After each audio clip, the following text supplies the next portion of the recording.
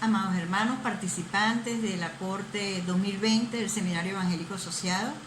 Quiero agradecer al Señor la oportunidad de colaborar con esta asignatura y al hermano Agdi por haberme dado la invitación para estar con ustedes con el relato histórico de la Asociación de Iglesias Evangélicas Libres de Venezuela. El enfoque a contar en la historia de la ADIEL lo hago desde una manera quizás un tanto atrevida, ya que voy a tomar como modelo al historiador Lucas, el escritor del Evangelio que lleva su nombre y del libro de los Hechos. El historiador Lucas señala que en el primer tratado él buscó, indagó con esmero el origen de todo lo que había sucedido alrededor de la vida de Jesucristo. Y más tarde en el libro de Hechos él le señala a su destinatario, el señor Teófilo, les dice que, ahora les va a contar otro tipo de relatos acerca de cómo Dios trabajó en la iglesia primitiva y lo hace presentando la vida de los primeros discípulos y apóstoles del Señor y el desarrollo en el libro de los Hechos de cómo la iglesia primitiva se extendió a alcanzar a personas que no tenían todavía a Jesucristo. Nos relató allí los hechos de el Espíritu Santo actuando en las vidas de principalmente el apóstol Pedro y el apóstol Pablo, quienes fueron los líderes que el Señor levantó para extender el Evangelio en la iglesia primitiva. Podemos ver tres aspectos de lo que caracterizó la historia narrada por Lucas. Primero, trabajó mucho como investigador, historiador. Con esmero hizo entrevistas, buscó las fuentes fidedignas de lo que habían visto y oído. Narró hechos que sucedieron, que fueron ciertos y que había personas que los podían certificar. Su investigación fue muy puntual. Narró cómo fue el ministerio del Señor Jesucristo, cómo se estableció la iglesia primitiva. Narró los hechos de cómo la obra salvadora de Dios estaba extendiéndose en la humanidad.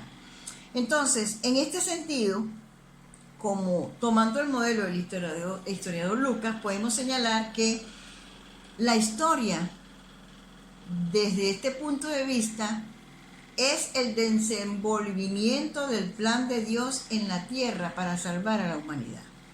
Es decir, surge un nuevo enfoque de contar la historia de la obra de Jesucristo en la tierra, realizada a través de sus instrumentos escogidos para ejecutarla. Visto de esta manera, entonces la historia es el campo donde obra el Creador para llevar su plan de redención a su amada creación. Y es ese plan de Dios el que nosotros vamos a narrar en este relato de la Asociación de Iglesias Evangélicas Libres.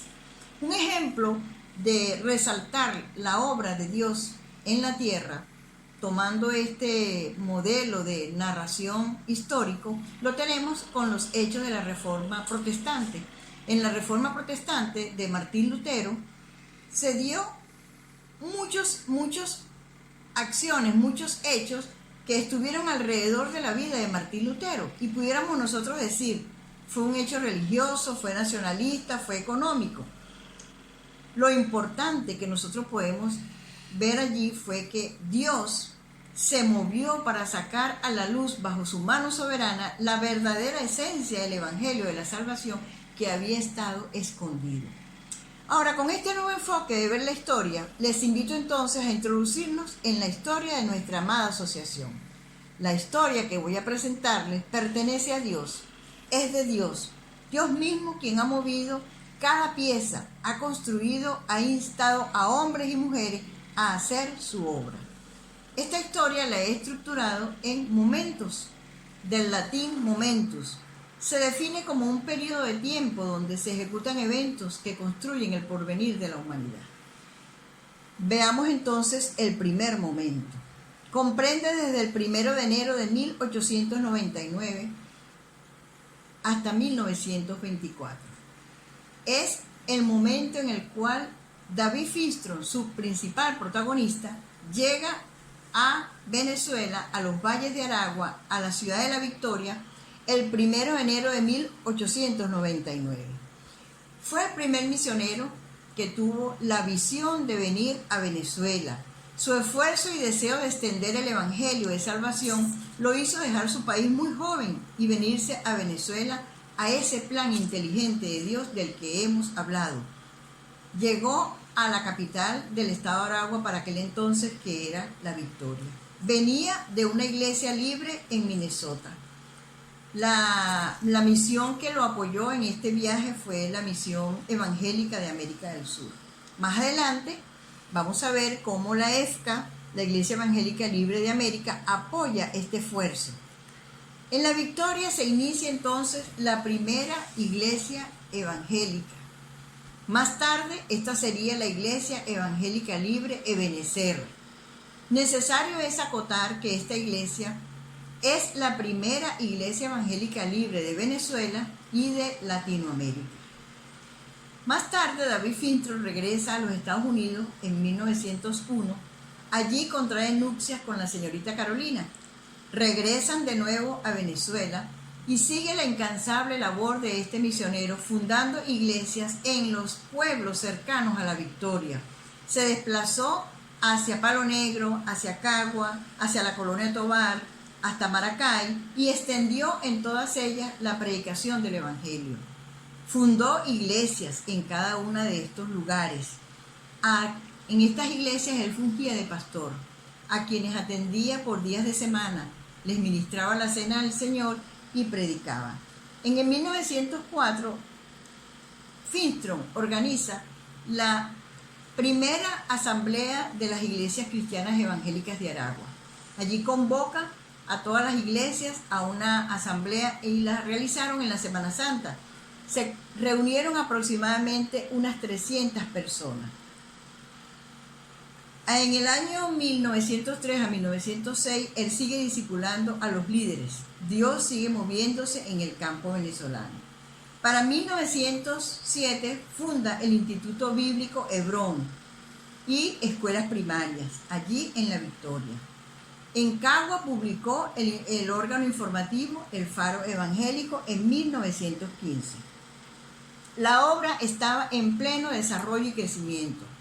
Es entonces cuando en 1920 Fintron viaja de nuevo a los Estados Unidos y allí plantea a la Iglesia Evangélica Libre de América, conocida por nosotros como la EFCA, dos aspectos importantes: que tome la responsabilidad del floreciente campo misionero de Venezuela y que envíe más misioneros.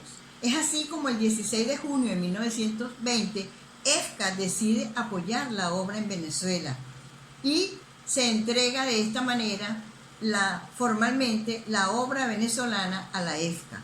Se organizó la ayuda y durante 1920 a 1923 llegaron a La Victoria una serie de misioneros. Llegó la señorita Gracia Folín, Wilfredo Roman, Arturo Peterson y su esposa Elena, y los esposos Lang. Más tarde, estos misioneros se ubicaron en los pueblos alrededor donde estaban ya iglesias fundadas y comenzaron a apoyar el trabajo que se estaba realizando. En 1921 se establecen algunos pastores nacionales en Cagua y en Palo Negro. Los esposos Fintron, David y Carolina, permanecen en La Victoria hasta 1950. Se mudan a Palo Negro, a la casa pastoral, donde vivieron hasta la muerte de Fintron el 27 de septiembre de 1956. Aquí finaliza nuestro primer momento.